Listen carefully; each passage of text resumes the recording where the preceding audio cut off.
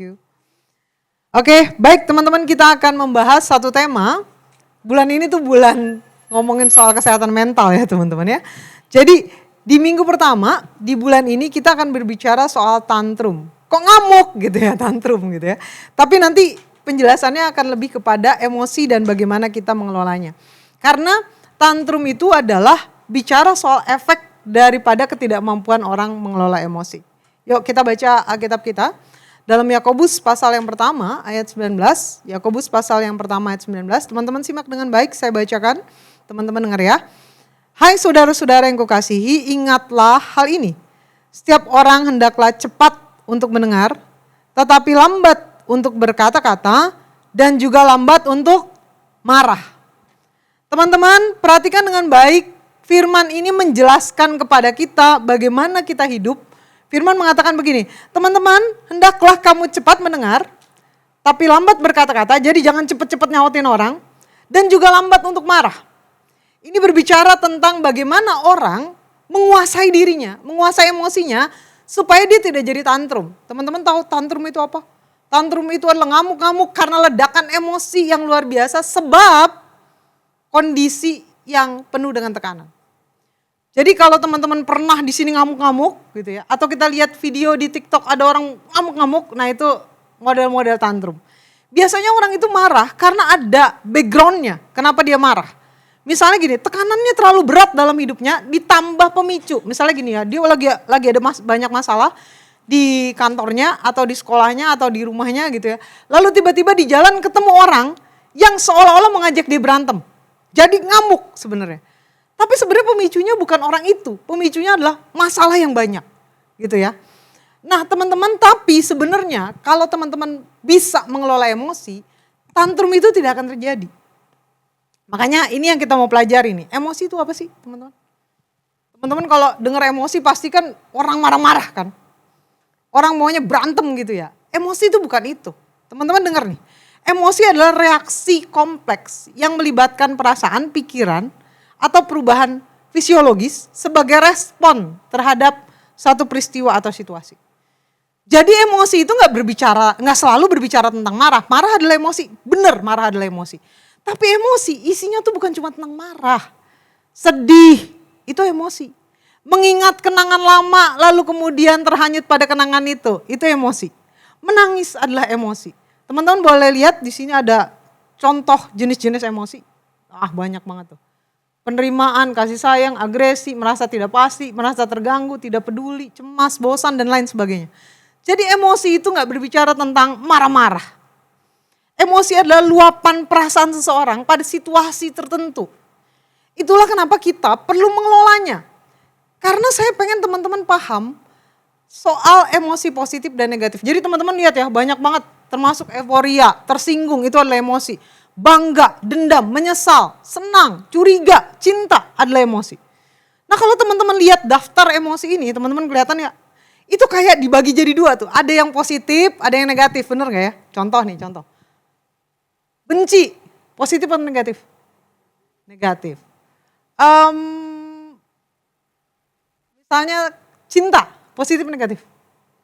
Positif, ya kita kayak merasa begitu ya teman-teman ya. Makanya kita bahas nih, kalau emosi positif dan negatif itu berkaitan dengan dosa gak sih gitu ya. Contoh nih, emosi positif itu mencakup kekaguman, kegembiraan, kelembutan hati, sukacita. Sedangkan emosi negatif, ketakutan, kejengkelan, marah dan sebagainya. Nah pertanyaannya adalah, apakah emosi positif dan negatif berkaitan dengan dosa atau tidak? Boleh klik satu kali lagi. Nah di bagian sini teman-teman. Nah, ini ya. Apakah emosi berkaitan dengan dosa? Teman-teman gini, saya mau jelasin satu hal supaya kalian tangkep ya, jadi jangan salah. Tadi saya bilang cinta itu emosi positif, betul ya?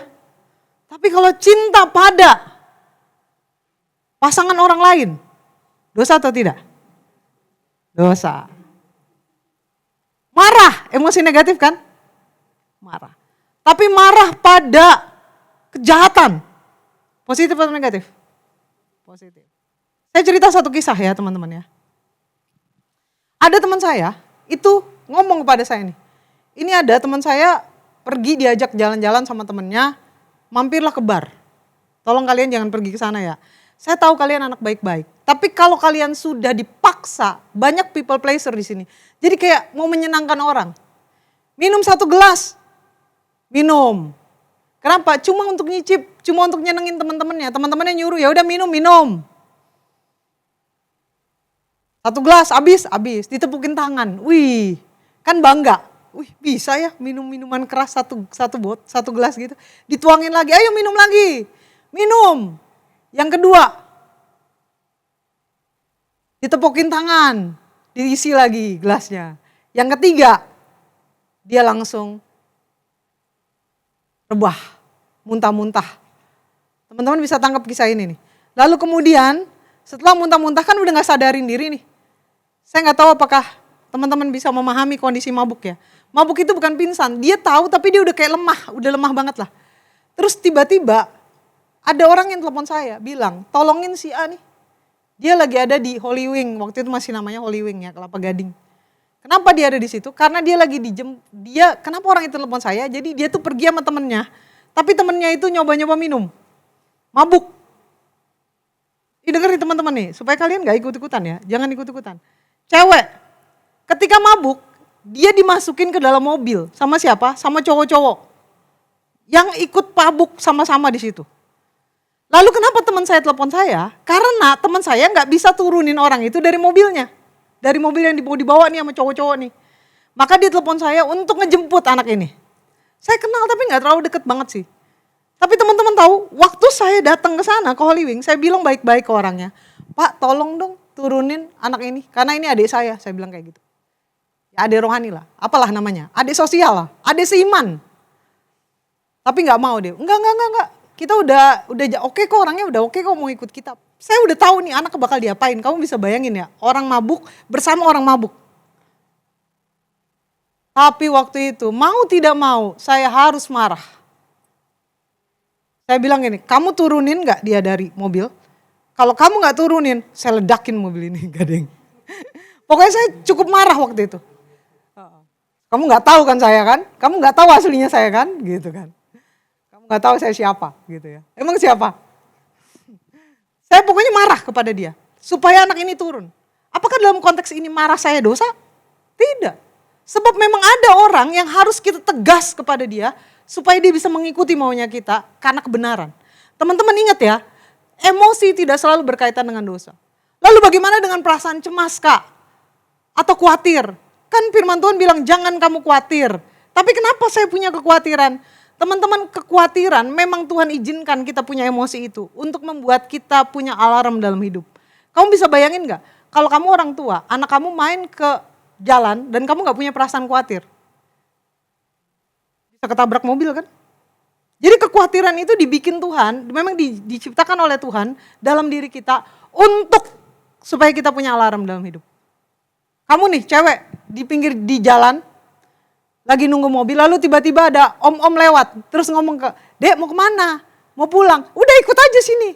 Jangan om, udah ikut aja gratis gak bayar. Terus kamu ikut, karena kamu gak merasa khawatir dia akan ngapa-ngapain kamu. Enggak kan, kamu gak akan ikut. Kenapa? Karena Tuhan izinkan itu ada dalam diri kita. Kekhawatiran itu ada. Supaya jadi alarm kita untuk tidak jatuh ke dalam kondisi yang lebih parah. Cuma pertanyaannya adalah kenapa ini harus ada? Kenapa emosi positif dan negatif harus ada? Pertama, untuk menjaga kita supaya kita tidak jatuh ke dalam masalah yang lebih berat. Tapi kuncinya adalah teman-teman bagaimana kamu mengelola emosi itu. Kekhawatiran ada gak? Ada dalam diri kita, tapi jangan hidup dalam kekhawatiran itu. Marah ada gak? Marah ada, tapi jangan marah-marah. Marahlah pada kondisi yang tepat. Sebagai seorang dosen, mungkin mahasiswa yang pernah saya ajar, saya pernah marah di kelas, pernah. Saya ngajar, mereka main handphone misalnya. Saya marahin mereka. Boleh gak? Boleh, dan itu oke. Tapi kalau tiap hari kerjaannya marah-marah, itu yang tidak boleh. Jadi teman-teman jangan pernah berpikir bahwa kenapa saya harus punya emosi negatif, karena memang Tuhan izinkan itu ada. Supaya kita belajar untuk mengelolanya. Supaya kita tidak jatuh dalam kondisi yang lebih parah. Supaya menjadi alarm buat hidup kita. Teman-teman sampai di sini paham ya? Nah sekarang bagaimana kita mengelola emosi negatif itu? Jadi teman-teman bagaimana kita mengelola emosinya? Saya untuk ngomongin mengelola emosi, saya mau cerita satu hal dulu. Boleh klik satu kali lagi. Ini adalah tentang bagaimana emosi itu terjadi dalam diri teman-teman. Lihat ya. Ini kan endingnya kan emosi kan. Emosi itu muncul dari mana? Ingat ya, emosi itu adalah reaksi pada kondisi di sekitar kita. Jadi kita akan mempunyai persepsi pada kondisi itu. Contoh nih, ada rangsangan di dalamnya. Rangsangan itu bisa dari luar, bisa dari dalam diri kita. Dari luar itu apa? Misalnya ada orang yang ngajak berantem. Wow, lu kalau berani sini lo lawan gua gitu ya. Itu rangsangan dari luar. Atau mama kita marah-marah pagi-pagi gitu ya. Itu rangsangan dari luar. Tapi ada emosi yang dari dalam. Misalnya tadi tuh, overthinking, gak bisa tidur kayak besok gue makan gak ya? Besok gue diterima gak ya? Kayak gitu. Itu dari dalam diri kita. Lalu ada yang namanya penafsiran persepsi. Nah, penafsiran persepsi itu bisa memunculkan dua, positif atau negatif. Baru menjadi respon dan menjadi emosi. Contoh teman-teman ya, saya mau jelasin soal ini nih. Persepsi ini yang seringkali berat di sini. Contoh ya teman-teman. Ada rangsangan dari luar misalnya, kalau kita lagi jalan, terus ada orang ngomong gini ke kita. Kiu kiu, cewek gitu, itu catcalling namanya. Kita seneng gak digituin? Gak seneng, reaksi kalian kayak gimana? Emosi kalian kayak gimana akhirnya? Persepsinya pada, gini kita gak ngomongin emosi dulu deh. Persepsinya pada apa yang diomongin orang itu baik atau buruk? Buruk. Tapi gimana kalau kita pas pulang, lagi ngumpul nih teman-teman gereja nih. Kita mau pulang terus teman kita ngebecandain kita, dia kiu kiu cewek mau pulang nih. Reaksi kita positif atau negatif? Positif, karena itu teman kita bukan? Kita tahu bahwa dia cuma bercanda. Jadi untuk konteks yang sama-sama digodain. Tapi pelakunya adalah satu orang asing, satu teman kita sendiri. Itu memunculkan persepsi yang berbeda. Sehingga munculnya bisa positif, bisa negatif. Teman-teman sampai sini tangkap ya. Dan akhirnya memunculkan respon kita pada perilaku itu yang akhirnya memunculkan emosi. Jadi teman-teman perhatikan, karena emosi berhubungan dengan rangsangan baik dari luar diri kita maupun dalam diri kita, inilah yang harus kita kelola. Jadi ingat ya, emosi itu bisa dimunculkan oleh orang di sekitar kita. Keadaan, situasi. Tapi juga bisa karena kita terlalu overthinking pada sesuatu. Kita terlalu khawatir pada sesuatu. Ingat, tuh sekali lagi saya ingat ya, supaya teman-teman gak salah nih. Tuhan izinkan kita memiliki emosi khawatir supaya kita tidak jatuh ke dalam kondisi yang lebih parah. Tapi jangan hidup dalam kekhawatiran. Beda loh. Orang yang cuma khawatir hal yang normal ya. Nih, teman-teman tahu ya, masalah mental itu ketika reaksinya tidak sesuai dengan kondisi yang sebenarnya. Jadi contoh nih, kalau saya cuma khawatir anak saya ketabrak mobil, makanya saya pegang dia. Atau saya khawatir anak saya nanti jatuh, makanya saya tuntun dia, itu adalah emosi khawatir yang normal. Tangkap ya? Tapi kalau anak saya sudah saya tuntun, tapi saya berpikir jangan-jangan dia ketabrak nih. Atau anak saya sudah dijaga sama tantenya, tapi saya berpikir kayaknya anak saya bakal kecelakaan. Itu emosi yang khawatir yang sudah masuk ke dalam masalah mental. Tangkap ya teman-teman ya. Jadi sebenarnya masalahnya gak ada, tapi dia berpikir ini pasti terjadi sesuatu yang buruk. Bisa clear kah teman-teman? Saya. Jadi ingat ya, karena persepsi memunculkan reaksi positif dan negatif, saya pengen teman-teman adanya di sini nih. Kita munculkan. Sehingga ketika ada orang yang menyakiti kita, persepsi kita tidak lagi buruk sama orang itu. Sehingga jika ada masalah yang berat dalam hidup kita, persepsi kita tidak buruk pada masalah itu. Jadi ingat teman-teman, rangsangan bisa dari luar dan dari dalam diri kita memunculkan persepsi kita pada kondisi itu. Persepsi itu nanti akan positif atau negatif dan itu memunculkan respon dan emosi kita. Nah teman-teman, makanya saya mau ngomongin soal persepsi.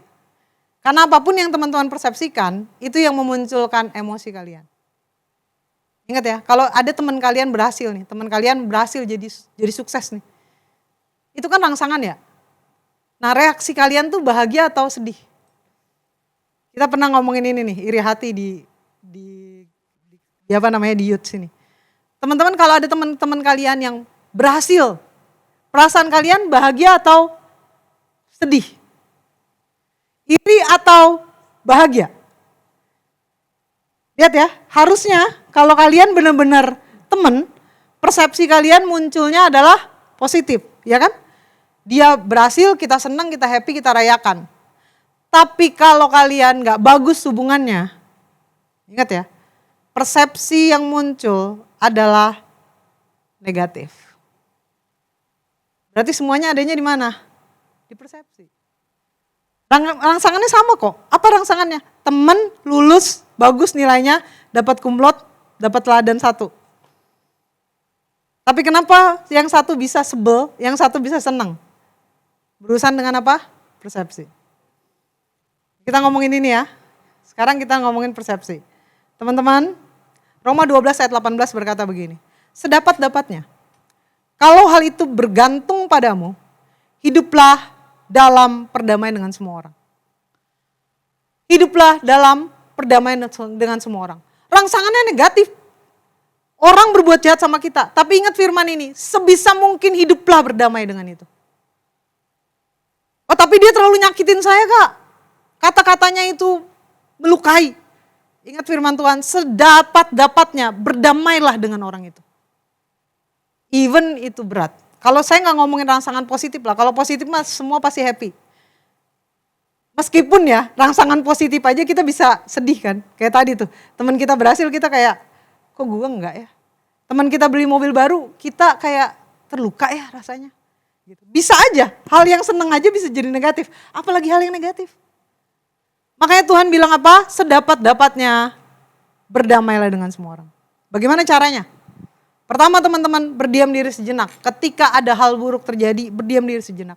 Amsal 14 ayat 17 berkata, siapa lekas naik darah, berlaku bodoh.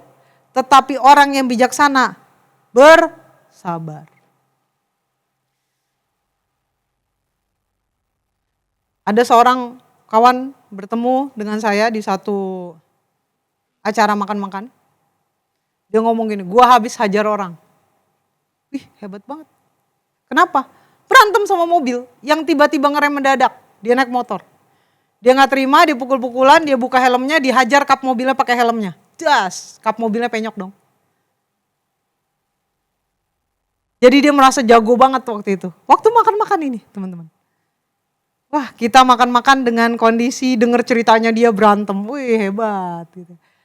Beberapa hari kemudian datanglah surat dari polisi. Ngapain? Memanggil dia untuk diintegrasi. Apa yang terjadi teman-teman? Dia harus masuk ke dalam penjara. Lihatlah. Orang yang lekas naik darah berlaku bodoh. Pertanyaannya gini. Ngapain dia ngerusakin mobil orang? Toh juga gak terjadi kecelakaan. Toh juga orang yang bawa mobil itu ngerem mendadak karena ada sesuatu. Dia ngindarin lubang sebenarnya. Ngerem mendadak.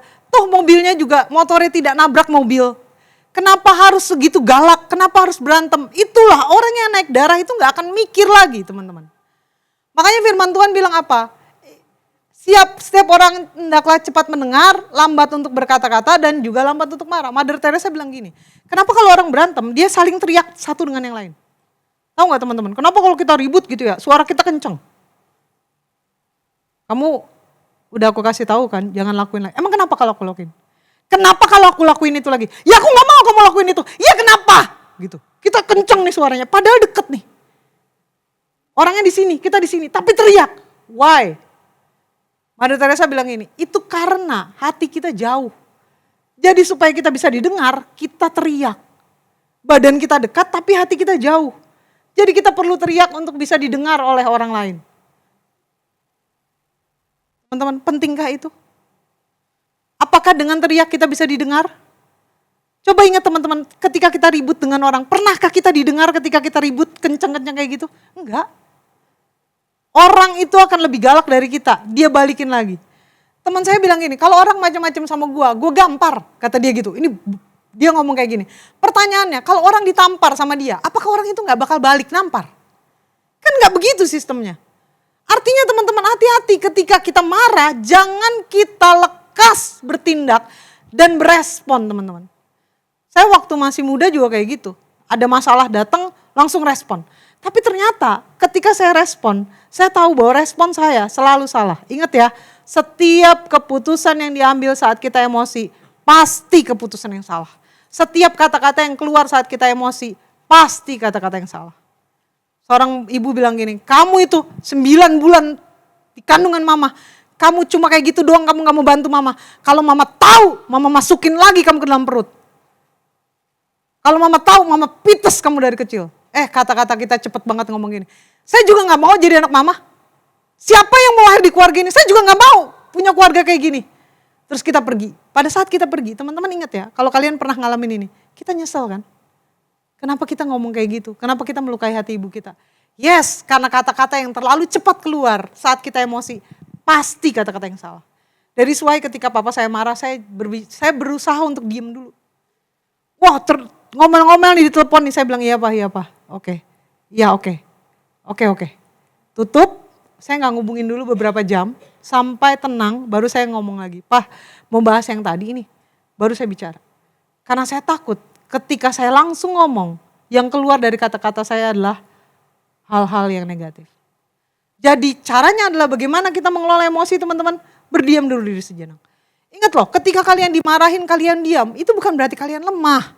Teman-teman harus tahu, ini berbicara soal penguasaan diri. Penguasaan diri berbicara bagaimana kalian mampu menaklukkan kuda liar dalam hidup kalian. Emosi kita nih kayak kuda liar dan kalian taklukkan itu. Jadi orang yang bisa menguasai diri sebenarnya adalah orang yang kuat teman-teman. Jadi kalau kalian diomelin, kalian dimarahin tapi kalian diam, itu kalian lagi kuat sebenarnya. Bukan kalian lemah. Jadi berusaha untuk diam dulu. Karena mungkin juga kita yang salah. Tangkap ya? Jangan buru-buru balas, jangan buru-buru balas. Ingat loh teman-teman, segala sesuatu yang dilakukan dengan emosi pasti adalah tindakan yang bodoh. Alkitab yang ngomong ya.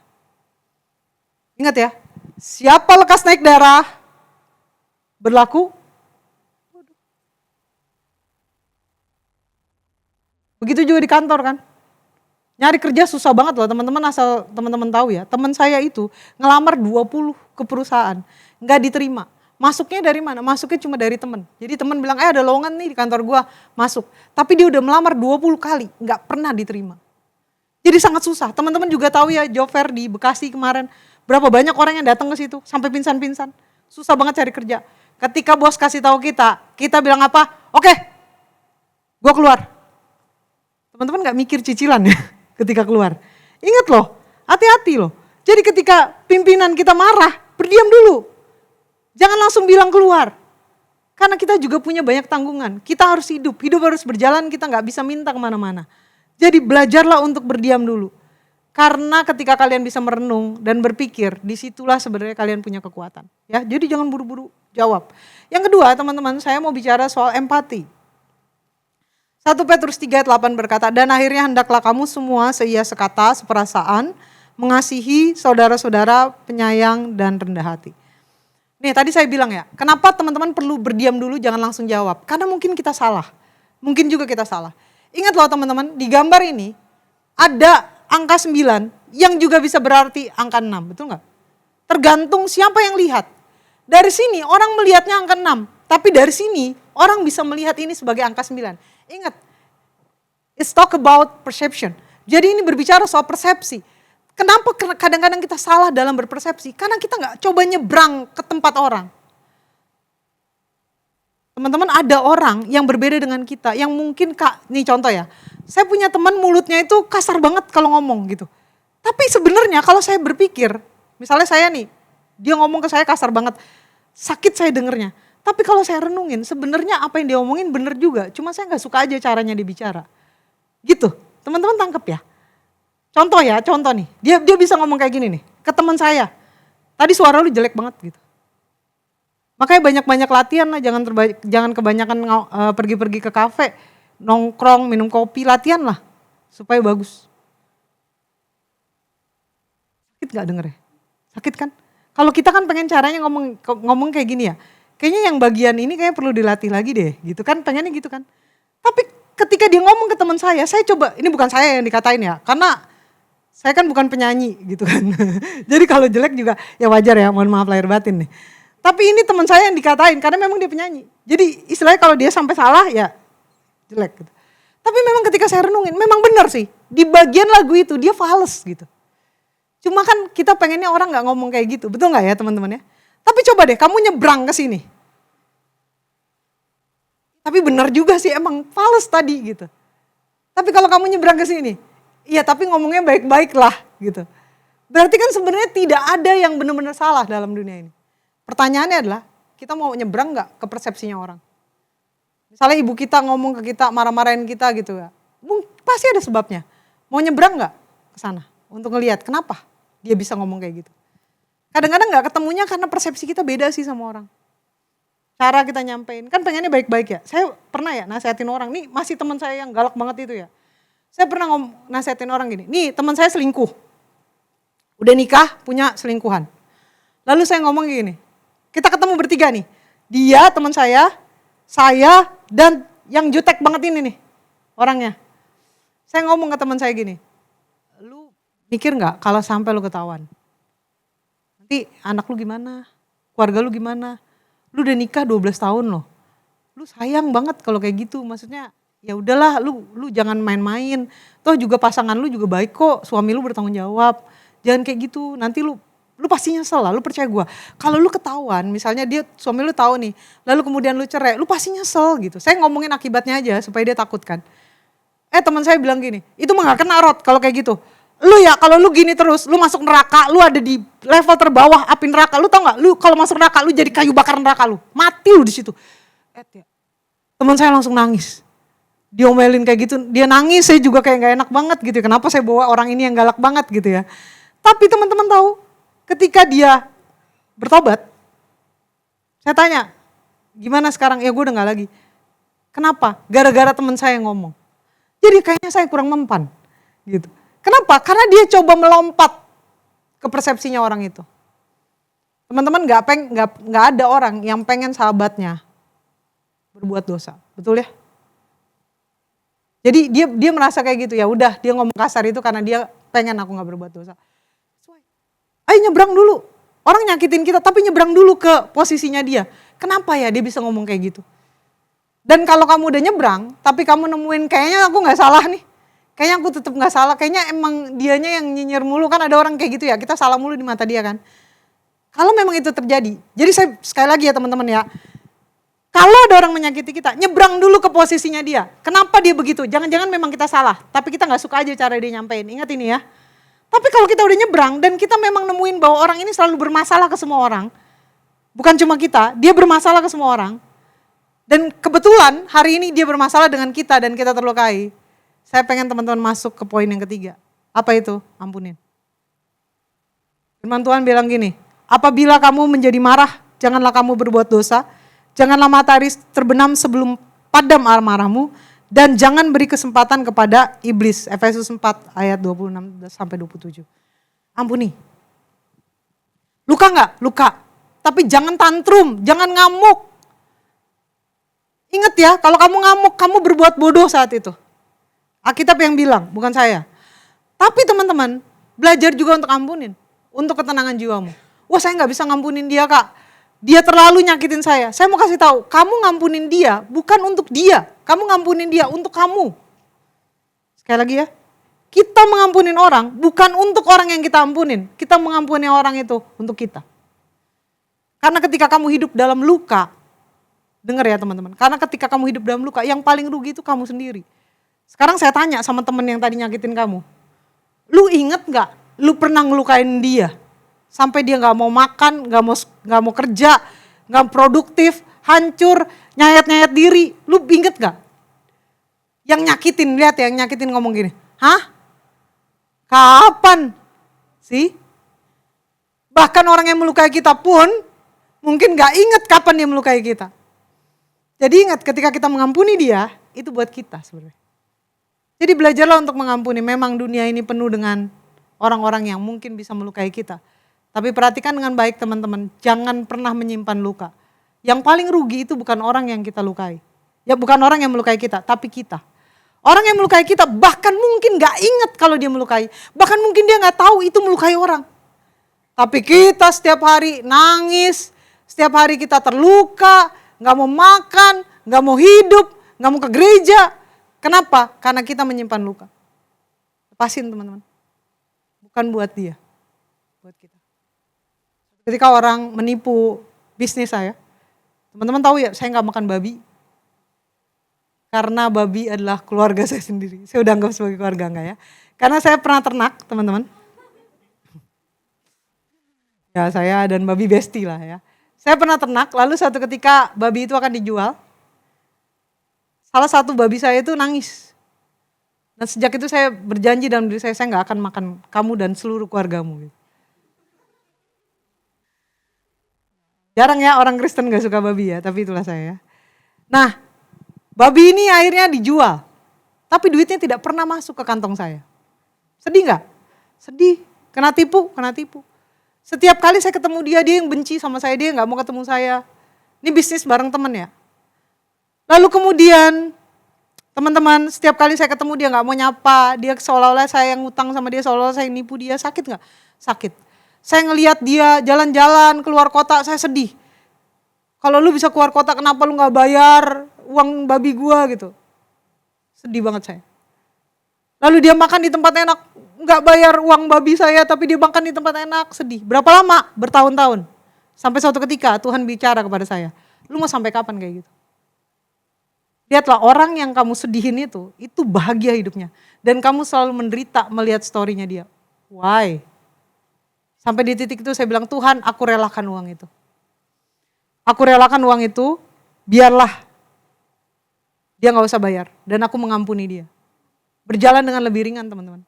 Saya lihat dia sukses, saya senang, saya lihat dia bahagia, saya happy. Beda. Jangan pernah pelihara kebencian pada orang. Yang paling rugi diri kamu sendiri. Yang terakhir teman-teman. Ini penting banget nih. Nah, Tuhan saya sudah menunda untuk marah. Saya sudah ambil waktu untuk diam diri dulu ketika dia memancing saya untuk marah. Saya sudah nyebrang ke persepsinya dia untuk memahami kenapa dia begitu, tapi rasanya memang dia begitu. Dan saya sudah belajar untuk mengampuni dia, tapi everyday dia ada di hidup saya. Teman-teman, banyak banget orang yang di hidupnya tuh dia gak bisa keluar dari lingkaran toksik ini. Mau keluar dari kantor tapi ada yang toksik satu gitu ya. Mau keluar dari rumah ya gak mungkin dong keluar dari keluarga kita. Karena ada yang toksik di keluarga kita. Saya mau kasih tahu satu hal ya. Teman-teman di sini ada matriks namanya tahu dan mau. Ada orang yang tahu dirinya melukai orang dan dia mau berubah, itu excellent. Kita untuk orang kayak gitu kita gak usah ngapa-ngapain. Contoh orang kayak gini-gini, kita ribut sama dia nih. Tiba-tiba setelah ribut, dia datengin kita dan bilang, gue minta maaf ya tadi kata-kata gue kasar. Itu model orang yang excellent tuh. Dia tahu dia salah dan dia mau untuk meminta maaf. Misalnya kita ribut nih, berantem gitu, jambak-jambakan gitu ya. Habis itu dia langsung nyamperin ke aku minta maaf ya. Nah untuk orang kayak gini memang udah excellent. Dia tahu dirinya salah dan minta maaf. Tapi jangan gara-gara ini teman-teman gini ya, ribut dulu lah, minta maaf belakangan. Enggak gitu, itu bukan itu yang saya maksud ya. Jika sesuatu terjadi gitu kan konflik itu bisa ada dimanapun gitu ya. Teman-teman langsung minta maaf, itu bagus. Tapi yang masalahnya adalah, pertama ada orang yang dia tidak tahu bahwa dirinya melukai orang, tapi dia mau berubah sebenarnya. Tapi dia gak tahu. Teman-teman paham yang namanya slip tongue? Kadang-kadang kita keselip gitu ya, ngomong yang nyakitin orang, tapi kita gak sadar. Nah untuk orang kayak gitu kita beritahu, lu tadi kasar loh sama dia ngomong kayak gitu. Harusnya jangan ngomong kayak gitu. Oh iya udah gue minta maaf deh, gue minta maaf gitu. Itu ada orang kayak gitu, ada orang yang sensitif, tahu gitu ya dia salah langsung minta maaf, tapi ada orang yang perlu dikasih tahu orang. Itu beritahu dia. Tapi ada orang yang tahu, cuma dia tidak mau, dia tahu dia salah tapi dia gak mau minta maaf. Nah ini orang ini harus didorong untuk minta maaf, doain gitu ya. Dia tahu gitu, gue tahu sih gue salah. Ya udah lu minta maaf. Aduh nantilah gampang lah gitu. Jadi dia gak mau minta maaf. Nah orang ini harus didorong, didoakan. Tapi ada orang yang dia gak pernah merasa salah, jadi dia tidak tahu. Tidak tahu, dia gak merasa salah nih, dia selalu merasa benar. Bahkan dia juga gak mau minta maaf.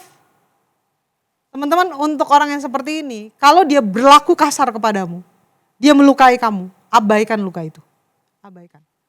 Karena kamu mau ngomong dengan orang ini kayak susah banget teman-teman. Ada satu cerita, perdebatan antara monyet dengan macan gitu ya. Si monyet bilang, rumput itu warnanya biru. Si macan bilang, enggak rumput itu hijau, biru, hijau, biru, hijau gitu. Ya udah kita bawa aja ke raja hutan, si singa. Biar dia yang mutusin siapa yang benar siapa yang salah. Gitu. Akhirnya datanglah dia. Si harimau bilang, Nggak, Ini monyet bilang, rumput berwarna biru. Kan berwarna hijau kan? Terus udah gitu si singa nanya, rumput warnanya apa? Biru. Hijau, oh bukan hijau ya, biru, saya yakin banget biru. Bukannya hijau ya? Enggak, biru, pokoknya biru. Apapun yang terjadi biru itu. Terus si singa ngomong gini, oke, rumput memang berwarna biru. Terus si monyetnya seneng kan, wow, aku menang, aku benar. Terus dia ngomong ke singa, tapi harimau kan salah, kenapa dia gak dihukum? Ya saya akan hukum dia, kata singa. Wah si monyet seneng banget, dia pergi dengan hati gembira. Si harimau bilang, rumput kan warnanya hijau, kenapa kamu bilang itu biru dan kenapa kamu hukum saya? Lalu si singa bilang gini, rumput memang warnanya hijau, tapi saya akan menghukum kamu karena kamu berdebat dengan orang yang salah. Dengar teman-teman, kadang kita tuh susah ketemu sama orang yang gak mau berubah, gak merasa dirinya salah, gak mau berubah. Untuk orang yang seperti ini teman-teman, kamu jangan ambil hati kata-katanya yang nyakitin. Kamu harus doain dia, iya. Kamu gak usah berantemin dia, kamu gak usah marahin dia, kamu gak usah ribut sama dia. Ingat loh, harimau dihukum karena dia berantem sama si monyet gara-gara itu. Udahlah, kalau ada orang yang memang susah diubah, kita cuma cukup doakan dia. Kenapa teman-teman? Ini contoh teman-temannya. Dia melukai kamu tapi dia gak merasa salah, dia gak mau minta maaf. Dan itu dilakukan setiap hari. Sekarang kita setting dengan berbeda gini ya, dengan cerita gini nih. Kalau kamu temuin orang buta, denger nih, kalau kamu temuin orang buta itu nabrak kamu marah gak? Marah gak? Kamu ketemu orang buta nabrak kamu marah gak? Why? Karena dia buta. Bisa tangkap ya? Bisa ya? Kalau kamu ngantri di satu tempat, ada orang yang lagi kakinya gak bisa jalan karena dia habis kecelakaan, lalu dia selak antrian kamu bakal marah gak? Enggak. Kenapa? Karena kita tahu dia lagi terluka, ya udah duluan. Dengar ya teman-teman, ada orang yang memang sakit secara mental, yang tujuan hidupnya cuma untuk nyakitin orang. Jadi kalau kamu ketemu orang kayak gitu, berpikirlah seperti kamu ketemu orang buta. Yang ketika dia nabrak kamu berpikir, ya udahlah gak apa-apa orang dia buta. Ketika ada orang yang kakinya terluka lalu dia minta memotong antrian kamu, ya udahlah gak apa-apa dia memang lagi kecelakaan. Ketika ada orang yang nyakitin kamu, kondisi mentalnya demikian, kamu bilang, ya udahlah, gue gak mau dengerin emang dia begitu. Abaikan. Jangan masukin hati ya. Karena orang-orang seperti ini daily akan ngomong kasar ke kamu, lu gak akan bisa. Orang kayak lu dipakai Tuhan gak mungkin. Lu mau jadi song leader, yakin lu? Lu bisa khotbah, yakin lu gak sesat? Teman-teman abaikan. Abaikan bukan berarti kita membenci dia. Abaikan berarti kita tidak akan memasukkan perkataannya ke hati kita. Tangkap ya teman-teman. Abaikan itu bukan berarti kita menyakiti dia, enggak. Abaikan itu berarti kita tidak mengamini kata-katanya. Kalau dia katain kita bodoh, kita abaikan kata-kata itu. Kita gak seperti itu. Karena dia orang yang tidak tahu dia menyakiti orang. Dan dia orang yang gak mau dirinya berubah. Tangkap teman-teman sampai sini. Doakan dia. Kasihi dia. Tapi semua yang keluar dari mulutnya, semua yang dilakukan, abaikan. Kamu adalah orang yang hebat. Ketika ada orang yang menyakiti kamu setiap hari, kamu harus membangun boundaries dalam diri kamu. Bentengi diri kamu. Jangan masukkan perkataan negatif ke diri kamu. Apalagi kamu tantrum dengan orang yang salah. Dengar teman-teman, orang model seperti ini, ketika dia ngata-ngatain kamu dengan kata-kata kasar, dia gak mikirin perasaan kamu. Tapi saat kamu serang balik dia akan membawa serangan kamu ke muka publik seolah-olah kamu yang salah. Playing victim. Dari why saya bilang, kalau kamu ketemu orang toksik, abaikan apapun yang dia lakukan. Bisa clear? Sekarang bisa mengelola tantrum ya. Yang pertama teman-teman ingat apa? Tenang dulu, jangan langsung jawab, jangan langsung bereaksi, ambil waktu untuk berpikir. Ya. Jadi kalau ada orang yang marah-marahin kamu di depan orang, mendingan teman-teman diem aja. Gak usah lawan, karena apapun yang keluar dari mulut kamu, apapun yang kamu lakukan, itu pasti salah. Jadi ada masanya kita diem. Yang kedua, teman-teman, pindah ke posisinya dia untuk mendengar, melihat apa yang dia lakukan.